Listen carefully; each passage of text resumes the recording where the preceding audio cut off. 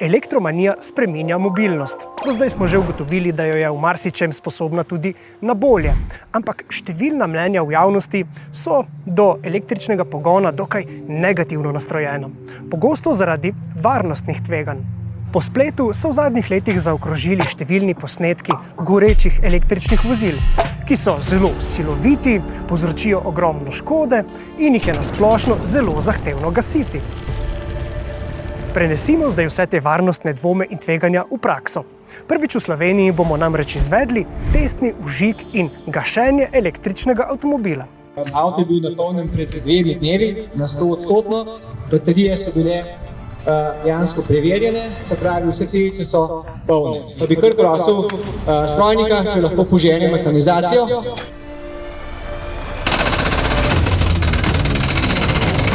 Baterija je zdaj mehansko poškodovana. Boste videli, da se z baterije že hladi.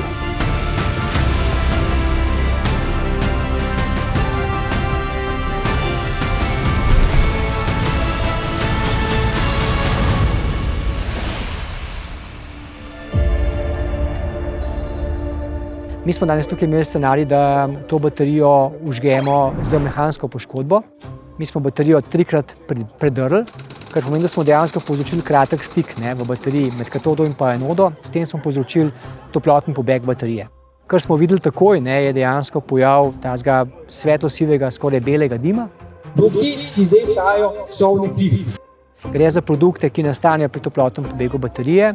Te produkti vsebujejo prvič vnetljive komponente, najbolj tak dominanten je vodik, potem recimo metan, recimo etan, eten, ki lahko tudi vodijo v eksplozije. Vsebujejo tudi težke kovine, ki so rakotvorne, se pravi, govorimo o stvarih, ki niso, prav prijazne okolje, še manj pa prijazne človeku. Zakaj ni prišlo do samega ognja noter v avtomobilu? Zakaj smo morali pravzaprav to gorenje spodbuditi? Gorenje smo spodbudili zato, ker je naša baterija, baterija, ki ima celice na osnovi litoželezofosfata.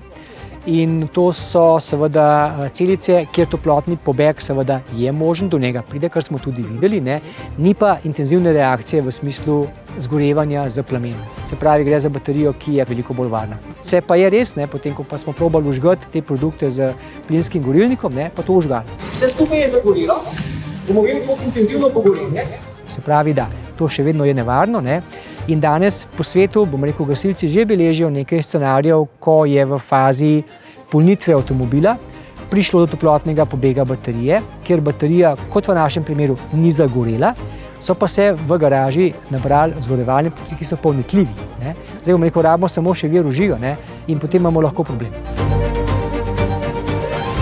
Na spletu smo lahko v preteklih letih najdeli veliko posnetkov gorečih električnih avtomobilov, ampak tam smo videli zelo ekstremen plamen, ki bi gorel laično rečeno pod pritiskom. Novejša kot vozila so, bolj nekako se proizvajalci trudijo doseči to, da te baterije ne gorijo tako intenzivno. To, ko menjate vi, je tako imenovan jet flame, pa plamen v obliki curka. Mi poznamo recimo pri baterijah, recimo te velikosti jet flame, recimo tudi do dolžine 1,5 metra. In to recimo pogosto vidimo recimo na družbenih omrežjih. Gre za gorenje klasičnih litij-ionskih baterij, ki jih danes domala v avtomobilih ni več. Lahko pa te baterije najdemo še vedno v napravah mikromobilnosti, se pravi, kot so skiroji, e-kolesa, hoverboard in tako naprej. Tam pa so ti scenariji možni. Recimo, potem smo primerljivo probali vžgati litij-ionsko baterijo. Tam smo imeli podoben primer, se pravi, pojava intenzivnega dima, pa potem pa tudi vžig. To je pa ta razlika, zdaj, ko rečemo, da so baterije bolj varne, recimo, ali pa nekako modernejše, in nekako bolj spremljajo neke varnostne standarde.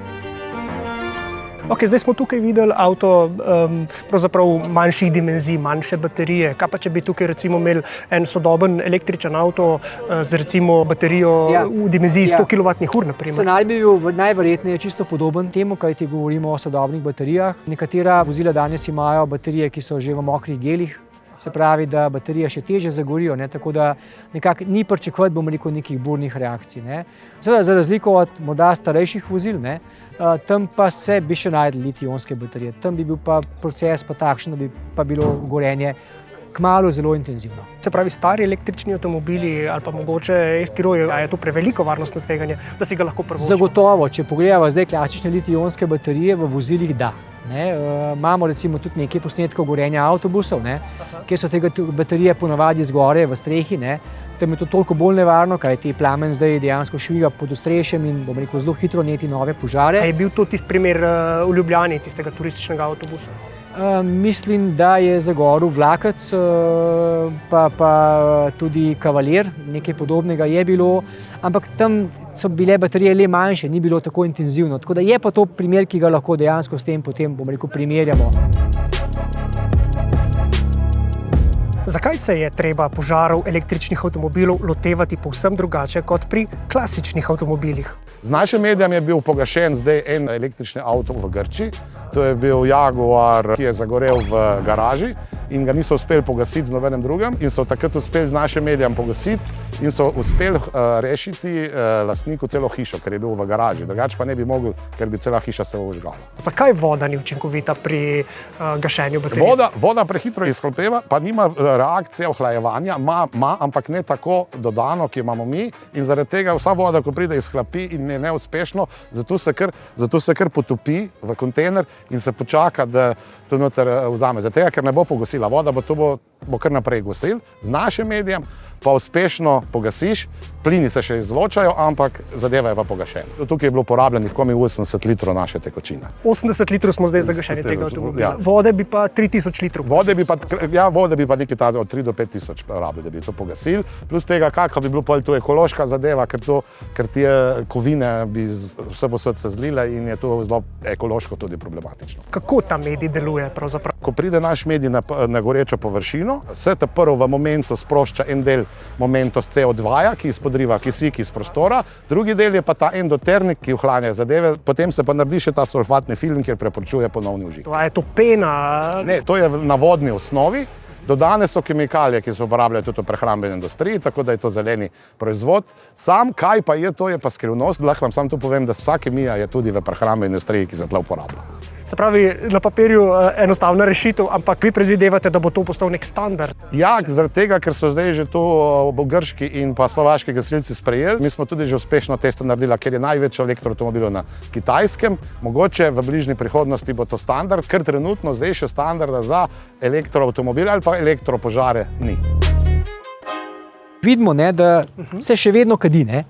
Zdaj, leva stran, ker tudi vohava to je zelo tako škodljivo. Ja. So škodljivi, so rakotvorni. Ta avto bo šel zdaj na parkirišče enega trening centra, kjer bo ta avto stal, mogoče dan ali dva, da vidimo, kaj se dogaja z baterijo, da baterija svoje oddela, potem gre pa na razgradnjo, kjer se ga da razstaviti. Torej, razgradnja, je možna, je pa to drag proces, kajti baterija sama po sebi, ki je precej vredna, je zdaj zgorela, kar pomeni, da seveda jo moramo razkopavati.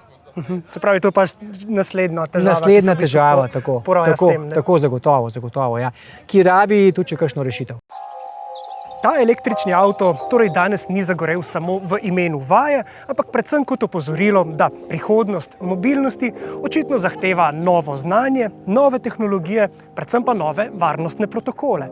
Lahko rečemo, da vsi največji proizvajalci dnevno objavljajo vse napredke in pa tudi varnostne ukrepe, ki jih izvajajo v sami bateriji. Celo zdaj lahko rečemo, da najnovejša tehnologija, ki je sedaj na voljo, je solid state baterija, se pravi baterija s trdim elektrolitom, ki dejansko več ne gori. Zakaj solid state ne gori? Zato, ker je elementi, ki so notri in elektrolit v taki obliki, da ne povzroča užiga oziroma gorenja. Tako lahko rečemo, da za prihodnost je ta problem že nekako rešen, seveda pa zopet ostajajo še vedno inštalacije in še vedno ta del, ki je pa na nas, ne na proizvajalcu. Vse primere, ki jih nekako spremljamo tudi iz dnevnega časopisa, vidimo, da je vzrok za požar vedno pri elektroinštalaciji. Največkrat v elektroinštalacijski omarici. Noter so elementi izpostavljeni velikim temperaturam, posledično temperaturni razteski in zato je treba letno vzdrževanje. To pomeni, da je treba prekontrolirati vsak vijak, pogledati, da so vsi stiki v redu narejeni in da ne prihaja do takih neljubih dogodkov. Kako pogosta je ta stvar? Ja, zdaj v Zavarovalnici Triglav ne beležimo nekega povečanega števila tovrstnih škod. Beležimo pa, da sama škoda, ko nastane ob takem požaru, je veliko večja, ker pride do nekih preskokov. V garažnih prostorih hranimo od baterijskih naprav do nekih posodic z gorivom. In to so vsi neki riziki, ki povečujejo samo obseg požara. Kaj pa že prej v fazi zavarovanja, če vi veste, da je pač tam neka polnilnica, nek električni avto, kaj to spremeni pravzaprav za vas? Sama zavarovanja kot taka, recimo električnih vozil, niso dražja. To je mogoče nek mit, ki kroži.